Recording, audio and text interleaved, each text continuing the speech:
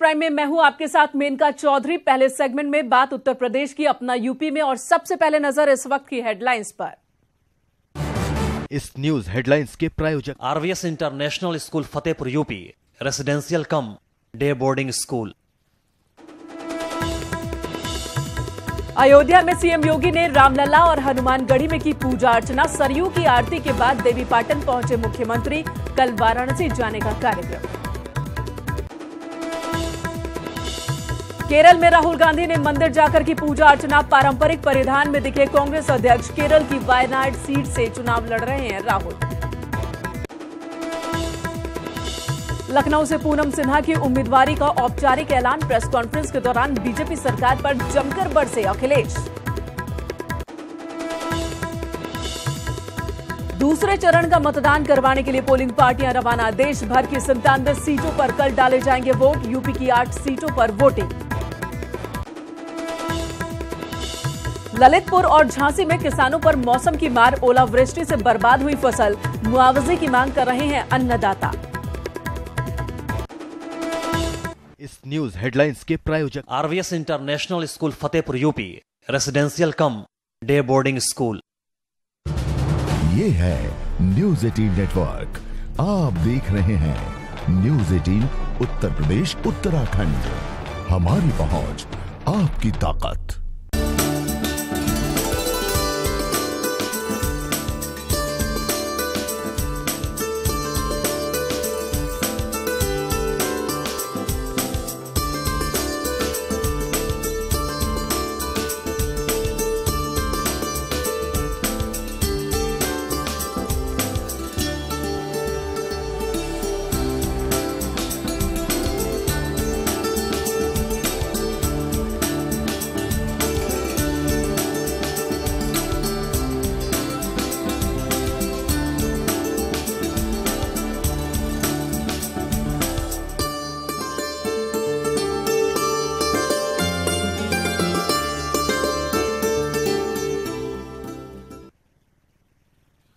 अयोध्या में हनुमानगढ़ी की पूजा अर्चना के बाद देवीपाटन पहुंच चुके हैं सीएम योगी आदित्यनाथ और यहीं पर रात्रि विश्राम का कार्यक्रम है। जब सीएम देवीपाटन पहुंचे तो उनका जोरदार स्वागत किया गया। फूल बरसाकर सीएम का स्वागत देवीपाटन में। और आज सीएम योगी आदित्यनाथ रात में यहीं पर रुकेंगे। शक्तिपीठों में से एक देवीपाटन, पाटेश्वरी देवी की पूजा अर्चना करेंगे। शक्ति की आराधना करेंगे सीएम योगी आदित्यनाथ। चुनाव आयोग की ओर से सीएम योगी आदित्यनाथ पर बैन लगाया गया है चुनाव प्रचार में शामिल होने पर या फिर ट्विटर के जरिए भी चुनाव प्रचार का हिस्सा बनने पर, जिसके बाद से सीएम लगातार मंदिर मंदिर जा रहे हैं, पूजा अर्चना कर रहे हैं। खासकर बजरंग बली की पूजा कर रहे हैं, आराधना कर रहे हैं। और अब पाटेश्वरी देवी की पूजा अर्चना सीएम योगी आदित्यनाथ आज करेंगे। देवीपाटन पहुंच चुके हैं, रात्रि यहीं पर रुकेंगे और कल वाराणसी के लिए रवाना हो जाएंगे। कल सुबह वाराणसी में होंगे सीएम योगी आदित्यनाथ। इससे पहले भी देवीपाटन आते रहे हैं सीएम। यहां पर शक्ति की आराधना के लिए हर साल सीएम योगी आदित्यनाथ आते हैं। कल वाराणसी जाएंगे, इससे पहले आज रात देवीपाटन में ही रुकेंगे। लेकिन इस बार देवीपाटन का ये दौरा, सीएम योगी आदित्यनाथ का ये दौरा सिर्फ शक्ति की आराधना के लिए नहीं है, बल्कि सियासी संदेश भी इसमें छिपा हुआ है।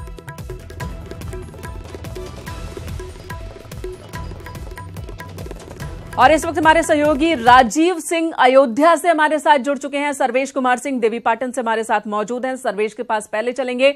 सर्वेश, सीएम देवीपाटन पहुंच चुके हैं, पहले भी आते रहे हैं, शक्ति की आराधना यहां पर करते रहे हैं, लेकिन इस बार देवीपाटन उनका पहुंचना कई संदेशों के साथ है।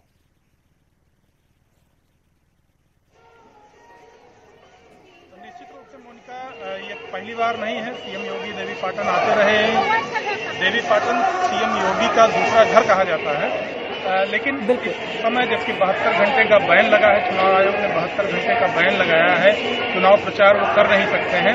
ऐसी स्थिति में देवीपाटन को पहुंचना काफी मायने रखता है। इसके पहले वो लखनऊ में भी हनुमान मंदिर गए, उसके बाद अयोध्या गए। आज अयोध्या में काफी समय बिताया, लगभग 5 बजे तक देवीपाटन पहुंचे हैं और यहाँ पर पुष्प वर्षा की गई। उनके ऊपर खालू छात्रावास के छात्रों ने पुष्प वर्षा करके उसका स्वागत किया। और इस समय वो ये कहा जाए कि जो इनकी यात्रा है देवी पाटन की, उसके कई सियासी मायने भी निकल रहे हैं। यहाँ वो पहुंचे हैं तो श्रावस्ती और डुमरियागंज लोकसभा क्षेत्र के जितने भी विधानसभाएं हैं उनके विधायकों के साथ बैठक कर रहे हैं और तमाम इस क्षेत्र की जो समस्याएं हैं और जो चूंकि माहौल चुनाव का चल रहा है, चुनाव से रिलेटेड जो फीडबैक है उसको भी लोगों से ले रहे हैं। तो बहरहाल अभी सर्वेश बने रहे हमारे साथ। राजीव सिंह अयोध्या से जुड़े हैं, आपके पास लौटेंगे, जानेंगे कि आज क्या क्या कार्यक्रम और कल कितने बजे निकलेंगे सीएम यहां से। लेकिन राजीव के पास चलते। राजीव, आज अयोध्या में सुबह से ही थे सीएम योगी आदित्यनाथ। उन्होंने हनुमान जी की पूजा अर्चना की, हनुमानगढ़ी जाकर रामलला का भी आशीर्वाद लिया, दलित परिवार के घर पर भोजन किया। यानी कि चुनाव आयोग ने जो बैन लगाया है उस वक्त का अलग तरीके से इस्तेमाल सीएम लगातार कर रहे हैं।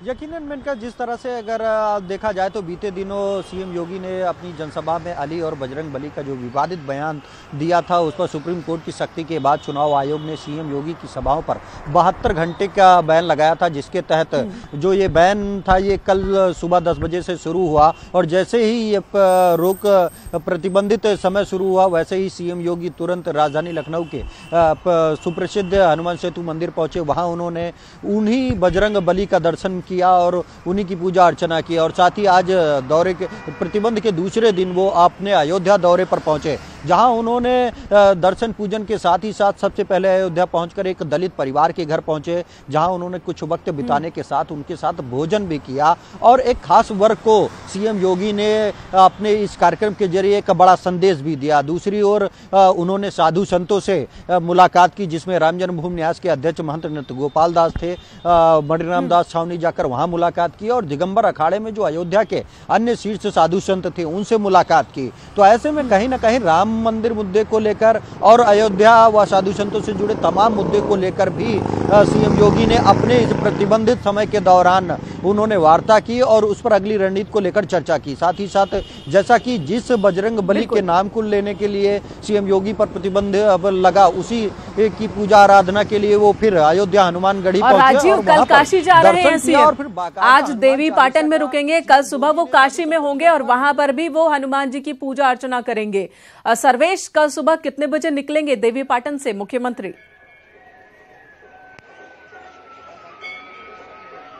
देखिए, जब भी मुख्यमंत्री यहाँ आते हैं देवी पाटन में तो उनका एक रूटीन वर्क होता है। सुबह उठते हैं वो भोर में 5 बजे और उसके बाद यहाँ एक बहुत बड़ी गौशाला है, वहाँ जाएंगे, गायों की सेवा करेंगे, चारा खिलाएंगे, ये इनका रूटीन वर्क में है। तो कल भी वो गौशाला जाएंगे, उसके बाद वो आएंगे फिर माँ पाटेश्वरी की आराधना करेंगे, शक्ति की आराधना करेंगे। और अगर ये हम बता दें मोनिका कि इस बार जो योगी आदित्यनाथ जी का आना है, क्योंकि चुनाव प्रचार है, बहुत इनके ऊपर एक चुनौती भी है उत्तर प्रदेश को जीतने की, लेकिन जब यहाँ पहुंचे हैं तो एक बहुत वातावरण में है, बहुत फ्री। जी सर्वेश, रोकेंगे इस वक्त। आपको धन्यवाद पूरी जानकारी देने के लिए। राजीव, आपका भी बहुत बहुत शुक्रिया। तो आज रात देवी पाटन में रुकेंगे, कल सुबह सीएम योगी आदित्यनाथ काशी के लिए रवाना हो जाएंगे, वहां फिर संकट मोचन के शरण में होंगे, फिर काशी में विश्वनाथ के भी दर्शन करेंगे। और चुनाव आयोग ने बैन लगाया तो सीएम योगी का मौन भी मुखर हो गया। आयोग के इस बैन का इस्तेमाल योगी अपनी धार्मिक यात्रा में कर रहे हैं, खासकर जिस बजरंग बली को लेकर दिए बयान पर आयोग ने कार्रवाई की है। योगी अब उन्हीं बजरंग बली की शरण में हैं और लोगों को एक बड़ा संदेश दे रहे हैं। अयोध्या दौरे के बाद सीएम अब गुरुवार को काशी के दौरे पर हैं। सुबह 11 बजे वाराणसी आगमन होगा। बाबा विश्वनाथ मंदिर में करेंगे दर्शन, संकट मोचन में करेंगे हनुमान साधना। इसके अलावा सीएम गढ़वा आश्रम और रामकृष्ण मिशन के साथ ही डूम राजा से मिलने भी जा सकते हैं। अब हम आपको बताते हैं कि चुनाव आयोग के बैन के दूसरे दिन का सीएम ने किस तरह इस्तेमाल किया। सीएम योगी ने अयोध्या जाकर रामलला के दर्शन किए। इसके पहले उन्होंने हनुमानगढ़ी में पूजा अर्चना की। अपने इस दौरे में योगी ने कई संतों से भी मुलाकात की। पहले मणिराम दास छावनी जाकर महंत नृत्य गोपाल दास से मुलाकात की, फिर दिगंबर अखाड़ा पहुंचे। खास बात यह रही कि मंदिरों में पहुंचने के पहले सीएम अयोध्या की मलिन बस्ती पहुंचे। प्रधानमंत्री आवास योजना के लाभार्थी परिवार से मुलाकात की और उनके घर भोजन किया। थोड़ी सी सब्जी तरोई की और एक रोटी खाए। बहुत अच्छा लगा, बहुत अच्छा लगा कि हमारे घर आए, उनका आरती करें, उनको माला पहनाए, उनको फिर बैठाएं, उसके बाद पानी पिलाएं, उसके बाद रोटी सब्जी हमारे घर बना था, नहीं खाने कह रहे थे, हम जबरदस्ती हम लोग खिलाए, एक रोटी सब्जी खाए। बच्चों के प्यार से कहने पर उन्होंने खाया है सब्जी रोटी थोड़ी सी जी। अपना माला उठा कर बच्चों को पिला दिया। कैसा लगा आपको? अच्छा। अयोध्या के लिए निकलने के पहले सीएम से उनके आवास पर तलाक पीड़िताएं मिलने पहुंची तो सीएम ने उन्हें मदद का भरोसा दिया। उसके बाद सीएम लखनऊ में दिव्यांग बच्चों से अपने चिर परिचित अंदाज में मिले और उनका हाल जाना। मुख्यमंत्री को अपने बीच पाकर दिव्यांग बच्चे बेहद खुश नजर आए।